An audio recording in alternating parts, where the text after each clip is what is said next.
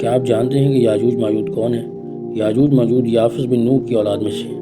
ذوالقرنین بادشاہ نے ان کے راستے کو، جو 2 پہاڑوں کے درے میں تھا، ایک آہنی دیوار سے مستحکم بند کر دیا تھا۔ قرب قیامت میں وہ دیوار ٹوٹ جائے گی اور یہ غارت گر قوم دنیا میں پھیل جائے گی۔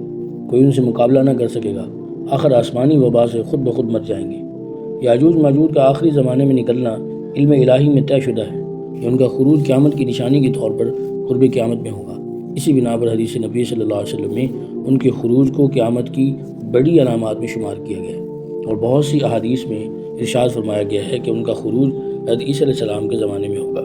قرآن و حدیث کی تصریحات سے یہ بات ثابت ہوتی ہے کہ یاجوج ماجوج کا وجود ہے، اور جب اللہ کے علم میں طے شدہ وقت پورا ہو جائے گا تو وہ اللہ کے حکم سے زمین پر نکلیں گے، کیونکہ ان کا محل وقوع یعنی سد ذوالقرنین کس جگہ واقع ہے، اور قوم یاجوج ماجوج کون سی قوم ہے، اور اس وقت کہاں کہاں بستی ہے، اس پر شریعت کے احکام کا مدار نہیں ہے، اور نہ ہی اس پر نجات کا مدار ہے، اور نہ ہی اس پر کوئی اسلامی عقیدہ موقوف ہے۔